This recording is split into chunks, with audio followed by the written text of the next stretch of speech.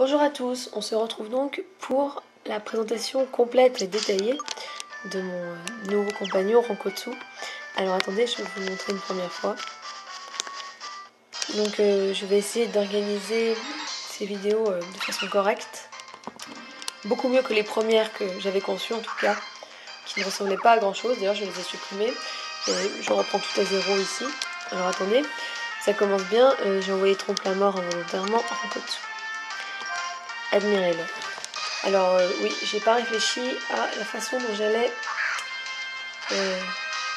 Oh, il est mignon. Ah, il est beau. Il est tout mignon. En plus, sa façon de se mouvoir... Oh, il est trop mignon. Oh, t'es trop beau.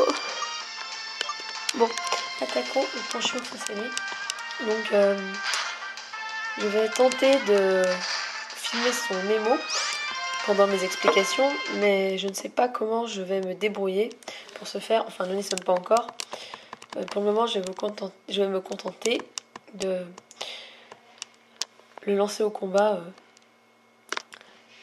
pour vous le montrer orné d'étoiles. Parce que c'est une vision véritablement divine. Alors, dans cette première vidéo, nous allons aborder le thème de la découverte de Gruicui, de la façon dont j'ai été attirée par ce Pokémon. Ah, c'est encore trompe la mort, je suis désolée. On va remédier à cela la prochaine fois.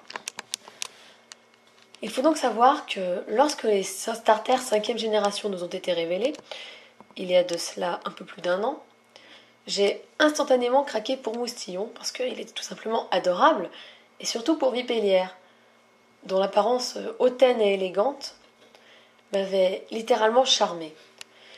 Gruicui, quant à lui, bien que l'idée de base du Pokémon m'enchante considérablement, un cochon qui ressemble plus à l'animal qu'il incarne que Groret et Spoink ne pouvait que me plaire, puisque je trouvais ceci assez éloigné de la créature en elle-même. Mais là, non. Gruicui possédait vraiment tous les attributs d'un cochon pur. Donc, cela aurait techniquement dû me convenir. Or, je considérais son expression comme un peu ahurie. Ses grands yeux dénotaient pour moi un flagrant manque d'intelligence. Il me paraissait complètement stupide à en voir son expression faciale. Bon, heureusement, tout cela a bien changé depuis lors. D'ailleurs, je suis désolée, Rankotsu, de parler de toi en ces termes, mais nous faisons une rétrospective assez immense. Là, nous avons été propulsés environ 1 an, plutôt 1 an avant les événements récents. Donc, qu'est-ce que je fais? Ah oui, il faut que je mette en tête. Alors, attendez. Donc, au départ, j'avais pour projet éventuel de chasser Vipélière, ou plus hypothétiquement encore, Moustillon, parce que ces deux-là m'inspiraient énormément. Il est mignon. Oh, il est trop joli. Oh, mon petit Rankotsu, mon petit bébé. Il est trop mignon. Et puis, peu à peu, avec le temps, mon avis a changé du tout au tout. Je commençais à l'observer différemment, ce Gruicui. Il me charmait, m'enchantait chaque jour un peu plus. Et progressivement, je le préférais presque à ses deux compères Starter 5G. Je ne me serais jamais attendue à ce qu'un tel retournement de situation se produise. Je suis généralement assez constante dans mes goûts et choix, mais là, en l'occurrence, il faut avouer que, oui, il y a 1 an, j'aurais jamais cru que ce petit guerrier, trop mignon, rejoindrait mes rangs de la sorte. C'était impensable encore. Et donc, notamment le jour où je suis tombée nez à nez avec sa forme shiny, qui donc avait fuité avant que l'intégralité des chromatiques de la 5G ne soit découverte, enfin il me semble. Je ne sais plus à vrai dire, mais il me semble que c'était un petit peu en avance. Et donc ce jour-là, j'ai fondu. Mon cœur s'est consumé intensément lorsque j'ai pu admirer sa forme shiny pour la première fois. Bon, alors je tiens à ouvrir une petite parenthèse, parce qu'elle ne ressemble pas du tout à la véritable bête en réalité. En effet, à cette époque-là, quand je ne pouvais le regarder que sur internet, il me paraissait blond cendré. Mais c'était très beau, hein. Là n'est pas la question. Or, finalement, son pelage est d'un or extraordinairement pur. Très lumineux. Un citron foncé tirant sur le sable. Enfin, j'ai énormément de mal à l'expliquer, vous m'en excuserez, mais de son pelage, il se dégage comme une aura puissamment incandescente. Attendez, je vais vous le prouver. Regardez là. Alors je suis désolée, je ne sais pas du tout comment je vais me débrouiller pour filmer plus correctement, déjà que je bouge sans cesse. Je suis une calamité ambiante pour filmer droit, enfin bref. Et on peut également constater que les parties habituellement noires de son corps... Alors attendez, je vais essayer de zoomer. C'est laborieux, ma parole, attendez. Oh, il est mignon. Oh, mais il est trop mignon. Oh, il est trop mignon avec sa petite étoile rouge. Et cette vidéo est une catastrophe. C'est peu étonnant. Mais donc je disais que les parties noires et obscures de son être sont brun-gris en forme shiny. Leur teinte est particulière, indescriptible. D'ailleurs, vous ne l'apercevez pas très bien à cause de ma faible qualité vidéo, mais on peut distinguer des reflets violacés, pourpres, noirâtres. Et puis, sa peau semble d'une texture douce, satinée. Vraiment, il a tout pour plaire. Il est exquis, c'est un petit ange. Oh, il est beau. Enfin bref, donc en plus, il a l'effet de son poil, qui paraît très lisse, souple, n'est qu'encore plus attrayant. Déjà que, voilà, c'est un Pokémon que j'adore au naturel. Mais alors, sous cette forme shiny, inutile de préciser que je suis complètement dévastée intérieurement par tant de magnificence. Et je n'exagère pas, franchement. Je l'adore. Attendez, je vais vous montrer ces étoiles. Ah, avec un zoom d'ailleurs. Alors j'ai compris comment marchait le zoom, mais je mets du temps à dézoomer parce que je suis pas douée de mes mains. Voilà, donc on va mettre le son. Mais revenons-en donc au sujet initial. Mais avant, on admire ces petites étoiles. Bon, alors la macro ne s'est pas faite à temps. On va garder centré, voilà, ainsi, pour la prochaine rencontre. Je disais donc que j'ai ressenti, lorsque sa forme Chinese m'est apparue, ce besoin viscéral, ce désir inexplicable, mais tellement indéniable, incontestable, dont on ne peut se priver et auquel on ne peut que céder immanquablement, de traquer Gruy Cuit. Parce que j'avais un coup de cœur. C'était profond, humainement fort. Je sais vraiment pas comment l'expliquer.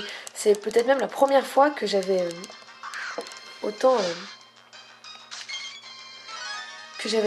envie, mais une envie violente, virulente, brutale, à laquelle je ne pouvais décemment échapper, de me jeter à la recherche d'un shiny quel qu'il soit. J'avais déjà bien évidemment craqué sur tel ou tel Pokémon étoilé, mais jamais de la sorte. C'était vraiment une première, et d'ailleurs j'en garde un souvenir intact, bouleversant et merveilleux. Alors, mon petit Rankotsu. Et au début, je partais d'un très mauvais ressenti. C'est notable également, parce que oui, comme je l'ai dit, si on m'aurait dit il y a un an que c'est un petit cœur 5e génération qui aurait rejoint la famille en 31e, jamais, jamais je ne me serais douté un seul instant qu'il se serait agi de celui-ci, de Rankotsu. Non, c'était inenvisageable, inimaginable. Mais bref, finalement, eh bien, comme je viens de l'expliciter longuement, je me suis décidée à le chasser en 31e.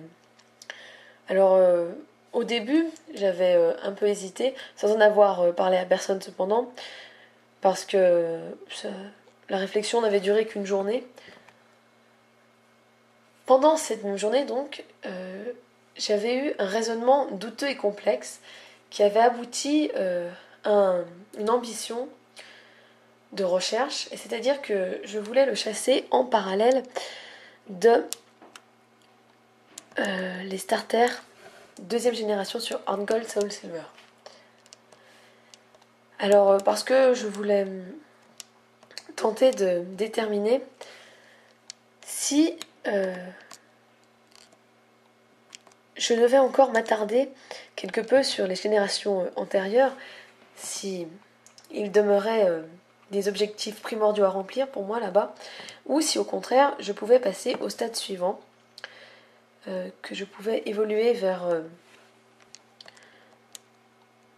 un niveau plus élevé, d'une certaine manière, grandir, et ainsi ce serait le Shiny qui me répondrait, puisque c'était une interrogation fondamentale à mes yeux.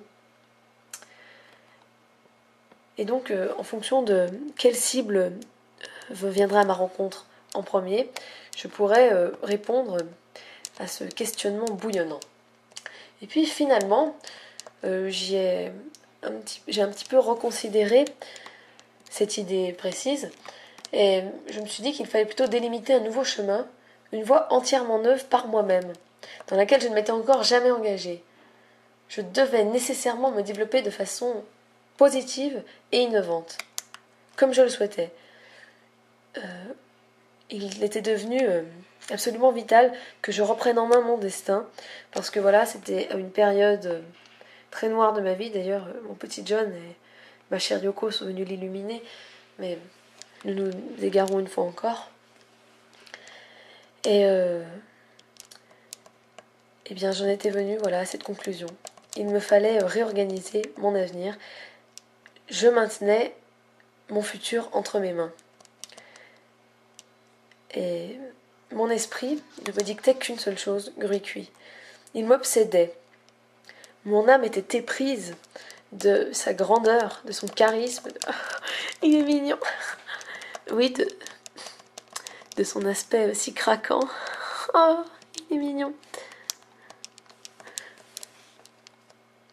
Et finalement, je me suis donc convaincue de ne le traquer que lui et exclusivement lui seul en tant que 31e. Il incarnerait, personnifierait un nouveau départ, un changement. Il révolutionnerait tout. Ce serait une mort et une renaissance qui modifierait ma façon de gérer ma vie.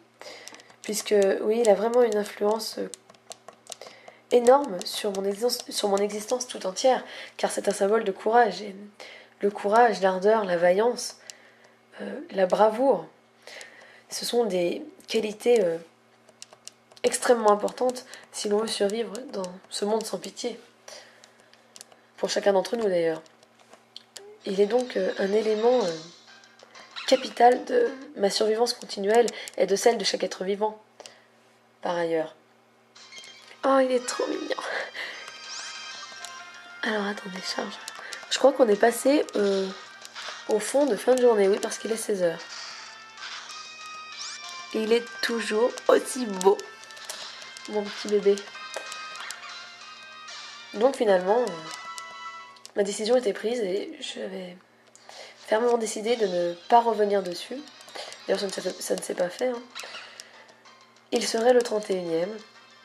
Donc j'ai fait la rencontre de Mao, qui est venu achever un cycle, mener à une apothéose extrême et sublime. Et finalement, j'ai pu passer au stade suivant, comme je vous le disais tout à l'heure.